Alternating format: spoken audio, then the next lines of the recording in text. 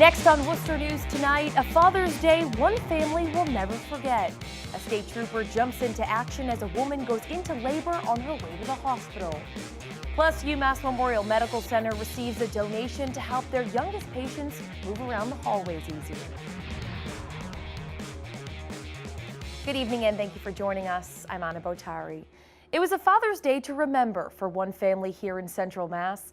The mother went into labor on her way to the hospital, and a state trooper made sure to get there in time.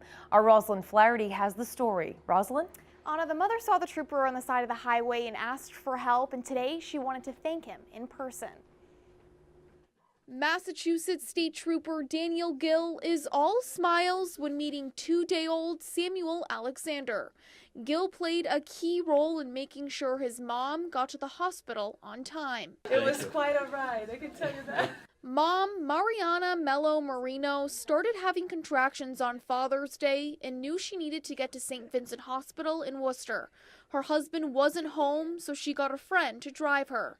But Mariana says it wasn't fast enough. The contractions were getting really close apart. It was like 3 minutes apart. She saw Trooper Gill on the side of the road in West Boylston and pulled over to ask for help, thinking she could give birth at any moment. I thought she was actually having a seizure and opened up the door, and that's when she said, "I'm going into labor. I need to get to the hospital right away. Can you get me there?" She's not driving fast enough. So I said, "Sure." She come get in my car, and off we went. Gill got her to the hospital just in time for little Samuel's arrival. Great reward. Father Isaac Mello Moreno says it was a great Father's Day present. Both he and Mariana are thankful for Trooper Gill getting them to the hospital safely for the birth of their healthy baby boy. He really helped out my family. I'm just glad I got the chance to thank you personally. Now, Trooper Gill also received a Heroism Award from St. Vincent Hospital. Rosalind Flaherty, Worcester News Tonight. An update now on the 3-year-old boy who fell from a third-floor window in Worcester. Authorities now say the boy has several broken bones in his face and a concussion, but he is expected to survive. Right now, he is in the hospital. The investigation is ongoing and police are still trying to figure out how he fell in the first place.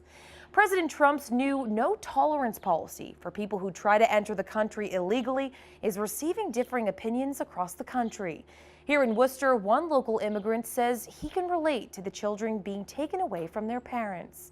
Our Brittany Schaefer spoke with him today and joins us now live with the story. Brittany? Ana Libis Bueno came to America from the Dominican Republic in 1987. He says his mother was in America for a year while grabbing the proper paperwork for them to come to America, and it was difficult being separated from her.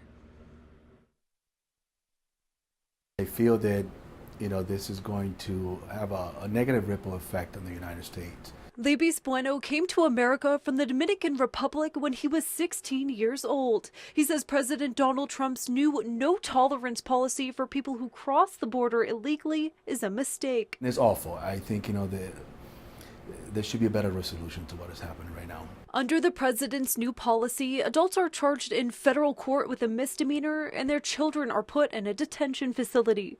Bueno says he and his siblings were separated from their mother for a year while she traveled to America to get their paperwork, and it wasn't easy. We certainly understand the separation. My little brother was 4 actually, so it was very hard for him to not be able to be with his mom. So I can certainly understand where those kids are coming from, of not having their parents or being taken away from the parents. I think that's horrible. Then putting all their children in a detention facility alone, that can't be the solution. Attorney General Jeff Sessions also made it so people in the country illegally will no longer be able to use the fear of domestic violence in their home country as a reasoning to be in America.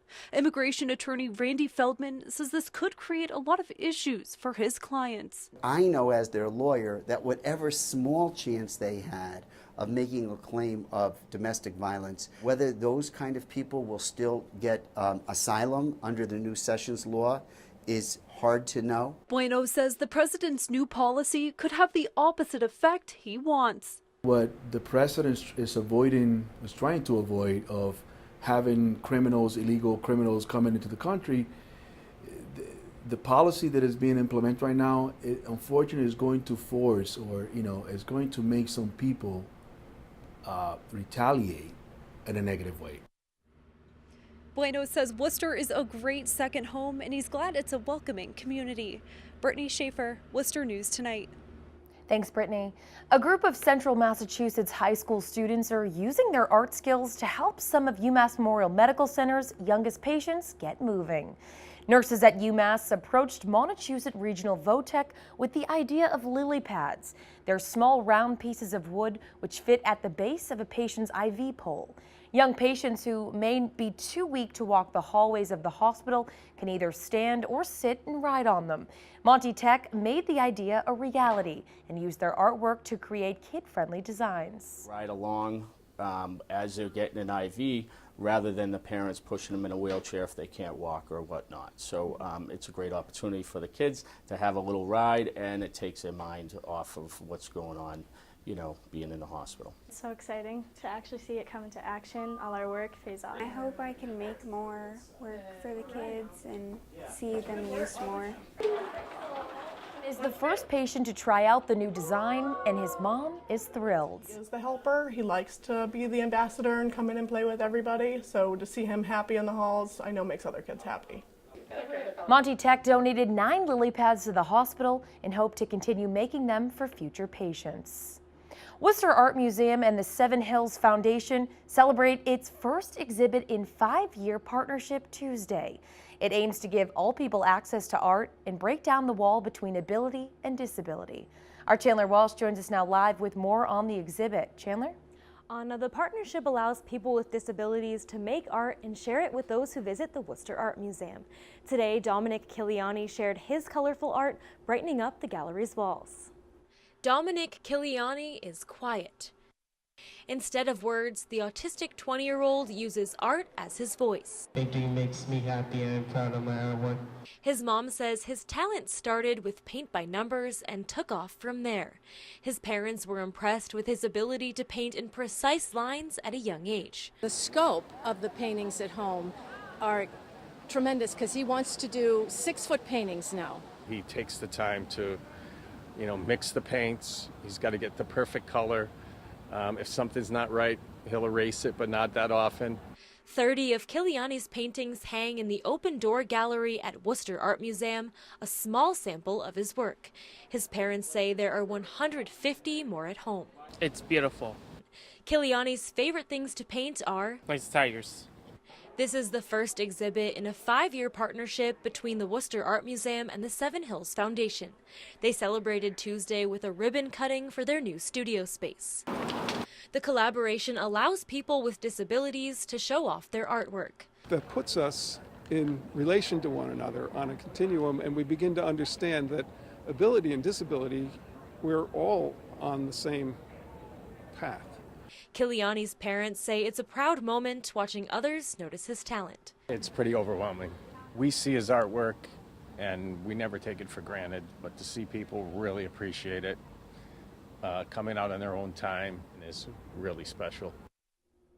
About 100 people visited Kiliani's exhibit today, and 4 of his paintings were even sold. Chandler Walsh, Worcester News Tonight. Thanks, Chandler. The group trying to save the Notre Dame des Canadiens Church says it will appeal the decision handed down by a judge whose ruling denies a temporary injunction to stop the demolition of the church. In a statement released Tuesday, the group says they're appealing because they believe Judge Reardon's interpretation of the law is incorrect. The group says they have retained the services of the Boston environmental law firm McGregor and Laguerre.